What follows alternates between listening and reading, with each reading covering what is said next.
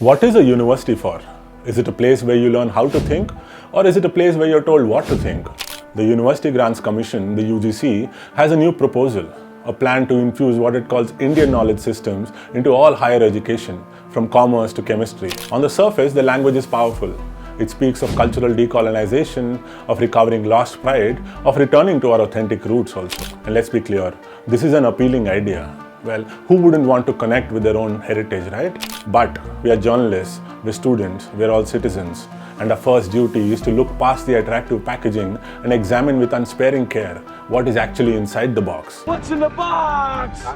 1. It teaches us what to think, not how to think.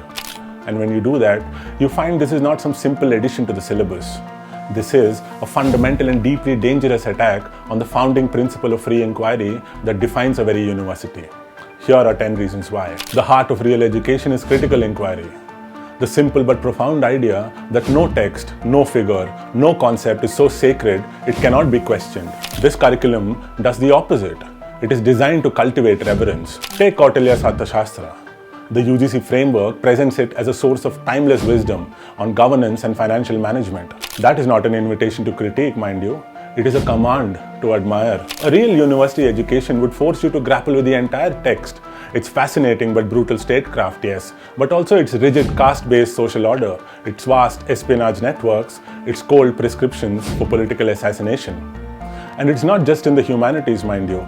In mathematics, students will now be taught sutra-based methods, where they're trained to apply ancient formulas without ever engaging with the deep modern principles behind the problems they're trying to solve. This curriculum replaces the difficult work of analysis with the easy comfort of pride.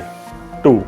It mixes the past and the present in really absurd ways. Throughout the document, ancient concepts are smashed together with modern ones, as if they belong together. The most glaring example? The proposal to study the mythical ideal of Ramarajya in the context of corporate social responsibility. This is like trying to fix a smartphone with a hammer. Now, Ramarajya is a pre-capitalist monarchical ideal. CSR is a modern strategy used by corporations to manage the crises their own profit-seeking creates. We see the same flawed logic in the proposed timekeeping course, which compares ancient Indian units like ghatis and vighatis to modern scientific standards of GMT and IST.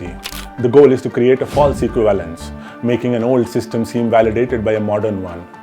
To suggest one illuminates the other is intellectually dishonest.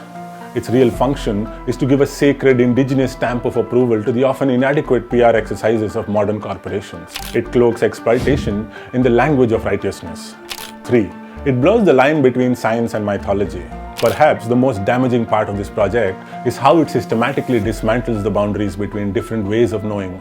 The most glaring example is a proposed course on Kalagnana, traditional timekeeping, which explicitly blends science like Earth's motion with mythology like cosmic time cycles, yugas, and even lifespans of gods like Brahma, and with ritual determining muhurtas or auspicious moments for ceremony. It's a deliberate attempt to present mythology and ritual as being on the same level as scientific calculations.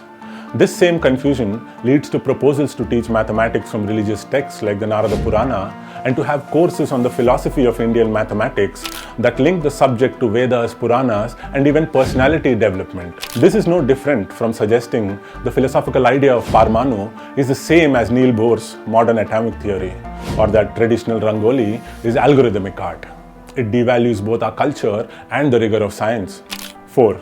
It pushes a political agenda in the guise of history. Now let's not be naive. History is a site of political struggle, and this curriculum reveals its political hand when it includes the writings of Veer Savarkar in the study of freedom struggle. This is not a benign act of expansion, mind you. This is a strategic act of displacement. For decades, the foundational story of India was a pluralistic mass movement. Savarkar's project was the exact opposite, the redefinition of India as a Hindu nation, a Hindutva nation.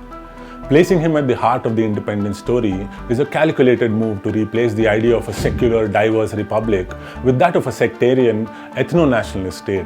This agenda is also visible in courses on Bharatiya innovation, which have a stated goal of examining why this rich history has often been overlooked or erased, framing history not as an inquiry, but as a political story of past victimhood and present recovery, a core theme of Hindu nationalism. It is using the classroom to legitimize a present-day political ideology. 5.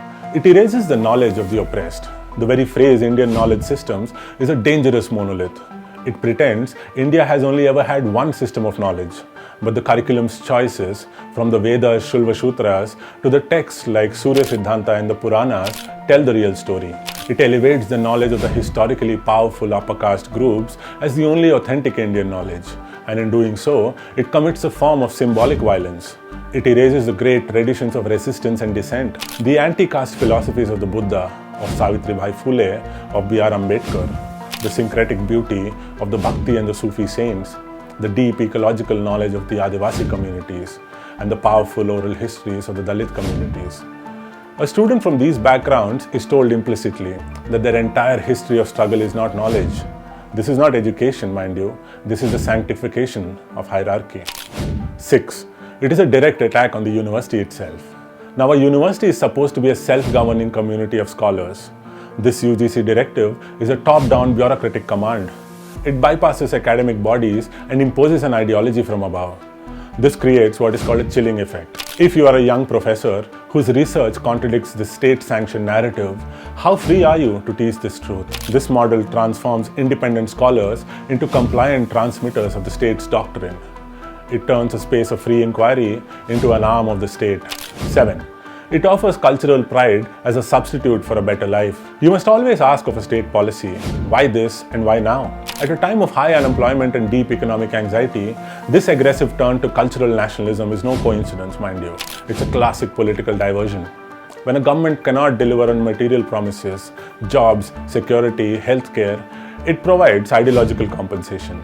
The message is very simple. You may be struggling, but you are part of a glorious ancient civilization. Even courses on things like the Bharatiya innovation or the global spread of Indian knowledge are the primary instruments being used for administering this so-called Kool-Aid. Be proud of your mythical past, so you are less likely to demand a reckoning for your difficult present. 8. It creates the perfect workforce for authoritarian capitalism. Here's the paradox. A curriculum that seems so anti-modern is perfectly suited to the needs of the modern global corporation. It requires two things from its employees, that they be technically proficient but politically and socially docile. This curriculum delivers on both. As Professor Ambar Habib of Shivnada University correctly warns, a student graduating with this kind of maths curriculum might know about 15th century Indian mathematics but will be completely unprepared for modern research and would struggle to even get into a master's program at an IIT. In practice, this means creating graduates fit for lower level technical jobs but not cutting edge innovation. It produces an engineer who can apply a formula but not invent a new one. It creates a workforce with the skills to serve the system but without the intellectual tools to challenge it. 9. It risks creating subjects, not citizens. A healthy democracy depends on citizens. A citizen holds authority accountable. A subject, by contrast, is taught to be obedient. Every element of this curriculum pushes the student away from being a citizen and towards being a subject. When students are taught to determine muhurtas, auspicious timings for rituals, as part of the math or astronomy class, they're subtly being taught to subordinate rational planning to traditional belief. It replaces questioning with belief, historical analysis with mythology, and intellectual autonomy with ideological conformity. The goal is not to create engaged Indians who can shape their own future, but loyal Indians who will accept the future decided for them. And 10. This brings us to the heart of the matter. This is a war over the purpose of knowledge itself. All these other points are just symptoms of this one fundamental conflict, you see. On one hand, you have the idea of knowledge as a tool for liberation, a tradition that runs deep from the Buddha to Ambedkar, which sees education as the way to free the human mind from the shackles of dogma, superstition, and prejudice. The goal is to create a free, rational individual. On the other side, you have the idea of knowledge as a tool for identity formation. This is the view of the UGC's proposal. Here, the purpose of education is to mold an individual into a loyal member of a collective, a nation defined in a singular cultural religious term. That is the crossroads we are at. This is not just a flawed curriculum, mind you, it is a declaration of their intent. The choice now is between an education that forges the free-thinking citizen and one that forges the proud, obedient subject. The stakes could not be higher.